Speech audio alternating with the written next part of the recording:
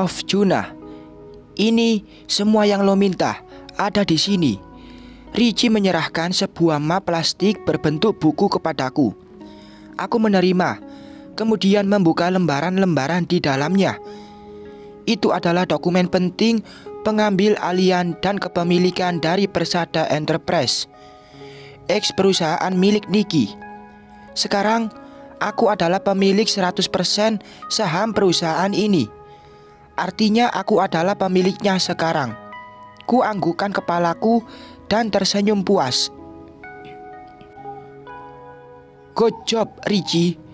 Sepupuku itu tersenyum kecil. Biasa aja, balasnya.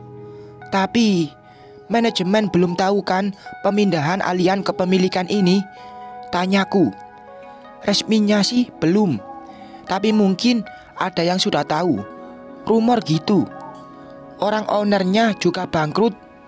Richie tertawa. Oke, ntar biar gua aja yang kasih anoken, jawabku. Kalau gitu, gua pergi dulu. Pamit sepupuku itu. Aku mengangguk. Makasih ya. Sip. Kalau ada job lagi, lempar ke gua. Richie mengedipkan sebelah matanya. Hahaha. Aku tertawa. Sengaja aku membeli seluruh saham perusahaan milik Niki ini. Bukan tanpa sebab. Pemilik dari histori perusahaan ini ada andil Ivone di dalamnya. Ivone ikut berkorban materi dan pikiran dalam merintis perusahaan milik mantan suaminya ini. Bisa saja aku membiarkan Persada Enterprise ini jatuh dan bangkrut. Aku tak peduli. Perusahaan ini kecil bagiku. Tak ada apa-apanya dengan perusahaan milik keluargaku ini. Kenapa aku bersemangat untuk mengambil alih? Semua karena Ivone. Ivone pasti sedih bila mendengar Persada Enterprise jatuh bangkrut. Entah kenapa, aku tak bisa melihat sahabatku itu sedih dan menangis. Aku mengenal Ivone sejak dia berusia 11 tahun dan aku 12 tahun. Kami satu SMP, kemudian berlanjut di SMA yang sama. Ivone dulunya tomboy, cewek pemberani dan cerdas.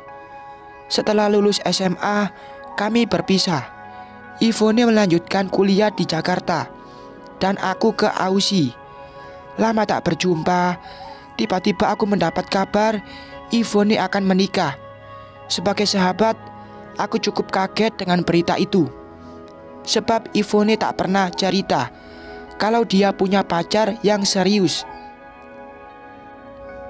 Aku hanya tersenyum kecut saat membaca undangan virtual yang dia kirimkan padaku. Sayang, aku tak bisa hadir di acara pernikahannya. Saat aku kembali dari Aussie, aku menghubunginya. Kebetulan Papa memberiku kepercayaan untuk memegang salah satu perusahaan miliknya. Lalu ku ajak Ivone untuk membantu. Tadinya Ivone memang bekerja, tapi setelah menikah dia vakum. Makanya saat aku mengajaknya bekerja lagi, dia sangat antusias. Kulihat jam di tanganku, masih jam 10 pagi. Ku ambil ponsel dan menghubungi Ivone. Halo Ivone. Juna, kenapa telepon? Kesini aja deh, jawabnya. Ivone memang lagi bekerja di office-nya, gak jauh dari ruanganku sih. Lo sibuk gak? Tanyaku. Gua mau ada internal meeting sama staff. Gimana? Tunda aja deh. Lo ikut gua. Penting. Oke bos. Ku bawa berkas dari Richie tadi. Jangan sampai Ivone tahu. Aku akan memberi kejutan untuknya. Ku suruh Maya memasukkan dokumen itu ke mobilku duluan. Berjalan keluar, aku ke office-nya Ivone. Perempuan tinggi semampai berambut sebau itu sudah siap. Mau kemana sih? Tanyanya. Ikut ajalah, jawabku, sambil membukakan pintu mobilnya. Ivone sudah resmi bercerai dengan suaminya, Niki. Sekarang status dia janda. Aku tak sungkan lagi mengajaknya pergi berdua. Hehehe. Kandungan Ivone sudah berjalan kurang lebih 10 minggu. Belum kelihatan buncit perutnya. Apalagi postur Ivone tinggi. Juga setiap hari Ivone menutupnya dengan blazer atau outer. Gak banyak yang tahu Ivone sedang hamil. Hanya orang tertentu saja. Niki, jangan sampai dia tahu. Mobil memasuki halaman parkir kantor Persada Enterprise. Wajah Ivone seketika berubah. Junah, ngapain kesini? Tanyanya bingung. Aku menoleh dan tersenyum saja. Aku tidak mau bertemu Mas Niki. Nada suaranya marah. Enggak, Von. Mantanmu enggak ada di sini. Terus ngapain? Lo ikut gua aja. Ku gandeng tangan Ivone memasuki kantor itu. Wajah Ivone menunduk. Seorang lelaki parubaya menyambut. Dia Pak Arif, orangku yang kutanam di sini. Semenjak Niki memutuskan go publik, akulah sebenarnya pembeli sahamnya. Siang, Pak Junah. Pak Arif bersalaman denganku. Siang juga, jawabku. Mari saya antar ke office. Bersama Pak Arif, aku dan Ivone menaiki tangga ke lantai 2. Banyak yang berganti wajah di kantor ini. Bahkan resepsionis tadi nggak mengenal Ivone. Katanya semenjak Ivone nggak megang di kantor ini, banyak karyawan lama yang nggak betah dan resign, berganti menjadi wajah-wajah baru. Pak Arif membuka pintu ruangan direktur. Ruangan yang dulu dipakai sama Ivone dan Niki. Pas sekali, 2 perempuan jahat sedang ada di sini. Mereka adalah Dahlia dan mertuanya Utari. Ivone nampak ketakutan. Dia bersembunyi agak di belakangku. Mau apa kalian kemari? Dahlia langsung menyemprot. Ivone menarik jasku dari belakang. Jun, ngapain kesini? Bisiknya di telingaku. Dengerin aja, balasku. Lah, kalian ngapain di sini? Aku balik bertanya. Dahlia melotot padaku. Aku direktur di sini. Kalian main masuk sembarangan. Mau aku panggilin satpam? Bentak Dahlia garang. Tangannya menunjuk-nunjuk. Bu Utari melayangkan pandangan pada Ivone yang berdiri di sebelahku. Hei Ivone, ngapain kesini? Gak tahu malu ya? Niki sudah gak sudi sama kamu. Bu Utari mulai menghina Ivone. Aku mulai gak suka. Ivone sudah bercerai dengan Niki. Ucapku menekan. Hahaha, bagus itu. Aku akan segera menikah dengan Niki. Kau tunggu undangannya saja, Von. Dahlia berteriak garang. Aku mendengar Ivone nafas. Mungkin dia sedang menahan tangis. Sebaiknya kuusir saja kedua orang songong ini sekarang. Sebaiknya kalian berdua segera kemasi barang-barang kalian dan pergi dari sini, ucapku. Kedua orang itu, Dahlia dan Tante Utari, saling melempar pandangan. Kemudian mereka tertawa terbahak-bahak. Seperti dugaanku, mereka belum mengetahui tentang pemindahan aset dan kepemilikan perusahaan ini.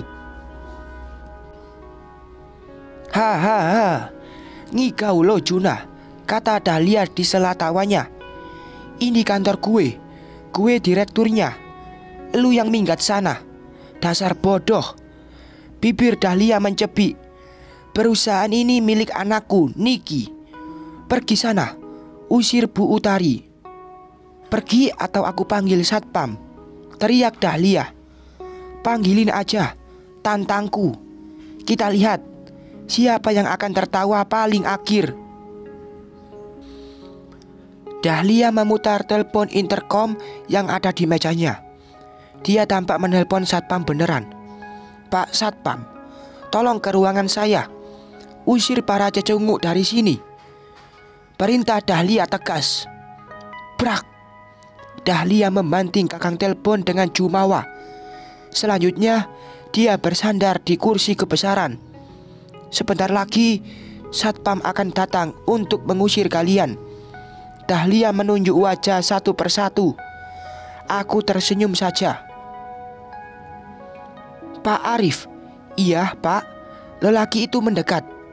Tunjukkan pada dua pecundang ini siapa pemilik sebenarnya dari kantor ini, kataku. Sengaja aku menatap Dahlia dan Tante Utari. Mereka berdua tampak belingsatan dan tidak tenang. Pak Arif seperti sibuk. Dia mengeluarkan beberapa salinan berkas dari tasnya. Kemudian Pak Arif melangkah maju mendekati meja. Ibu, ini adalah salinan berkas dari dokumen kepemilikan perusahaan. Di sini tertulis bahwa pemilik baru dari Persada Enterprise adalah Bapak Arjuna Setya Haryadi, dan beliau ada di sini. Pak Arif menunjuk padaku. Ivone kembali menarik jasku dari belakang. Dia ngomong apa? Tanyanya padaku. Ku jawab dengan anggukan saja. Ku biarkan Ivone menikmati detik-detik pengusiran dua manusia jahat yang pernah menghina dan menyakiti hatinya. Ngomong apa kamu itu? Dahlia membentak Pak Arif. Pria itu tampak tidak takut sama sekali. Tolong dibaca dulu ini, Bu. Pak Arif memberikan salinan dokumen pada Dahlia dan Tante Utari. Kedua orang itu membacanya. Seketika bias raut wajah Dahlia, Bu Utari juga pucat. Mereka berdua mendelik menatapku. Pergi dari sini kalian berdua. Aku mengusirnya. Bu Utari menggeleng kuat. Aku tidak percaya. Aku akan bertanya sendiri pada Niki. Perempuan tua itu mengeluarkan ponselnya. Halo Niki, Mami mau tanya, apa kau sudah menjual Persada Enterprise? Terdengar suara jawaban dari Niki. Entah apa yang diucapkan Niki. Mendadak raut wajah Bu Utari semakin pucat. Tangannya gemetar memegang ponsel. Gimana, Mam? Apa kata Niki? Dahlia menghampiri Bu Utari. Perempuan tua itu tak sanggup berkata-kata. Dia hanya mengangguk tipis. Kepalanya menunduk menyembunyikan wajahnya karena malu. Dahlia menutup mulutnya yang menganga dengan tangannya. Dia pun gemetar. Aku tertawa sinis pada mereka. Betapa malunya mereka saat ini. Tok tok. Suara pintu diketuk. Dua orang lelaki berseragam satpam memasuki ruangan. Siang, Pak. Cecunguk mana yang harus saya keluarkan dari sini? Tanya satpam itu garang. Mereka berdua. Jari Pak Arif menunjuk wajah Bu Utari dan Dahlia. Kedua perempuan itu ketakutan. Dahlia menyambar tasnya. Kedua satpam maju. Mereka masing-masing mencekal lengan Bu Utari dan Dahlia, menyeretnya keluar dari ruangan ini. Apa-apaan ini? Satpam bodoh, lepaskan aku, teriak Dahlia, berusaha melepaskan diri dari cekalan satpam. Satpam itu bergeming. Ditariknya tubuh Dahlia keluar. Saat melewati depan Ivone, Dahlia mendelik. Awas kau Ivone, akan kubalas kau, teriaknya garang. Ivone tersenyum menanggapinya. Giliran Bu Utari. Satpam tidak begitu kasar menariknya. Mungkin karena perempuan itu sudah sepuh. Melewati Ivone, Bu Utari berhenti sebentar. Dia menatap tajam Ivone. Kau ini memang pembawa sial, Ivone. Dasar perempuan, katanya. Aku auto menoleh pada Ivone. Wajah Ivone berubah bias. Bibirnya tercekat, seperti mau mengatakan sesuatu. Tapi dia menahannya. Cepat usir mereka, perintahku pada satpam. Siap, Pak. Setelah kedua benalu tadi pergi, aku menyuruh Pak Arif mengambil dokumen kepemilikan asli yang ada di mobilku. Ku berikan kunci mobilku pada Pak Arif. Laki-laki itu pun keluar. Ku gandeng tangan Ivone mendekat ke kursi direktur. Sebelumnya, ku bersihkan dulu kursi itu dengan tanganku. Duduk, Von. Semenjak Ivone ragu, dia menatapku. Bibirku tersenyum. Aku mengangguk. Pelan, Ivone mendudukkan pantatnya di kursi yang bisa berputar itu. Wajahnya tampak senang. Ivone tersenyum lebar. Cantik sekali. Sudah lama aku tak melihat dia tersenyum. Tok, tok. Pak Arif masuk dan memberikan dokumen. Aku menerimanya. Saya keluar dulu, Pak, pamitnya. Aku mengangguk. Ivone, perempuan itu menoleh. Dia menatapku dengan mata berbinar. Ini untukmu. Persada Enterprise ini aku berikan untukmu sebagai hadiah.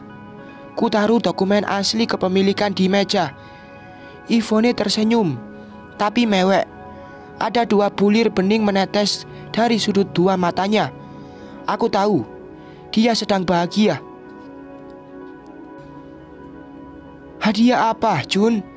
Gua belum ulang tahun, katanya. Aku tidak menjawab, hanya tersenyum manis seperti biasa. Itu hadiah pernikahan dariku, Von.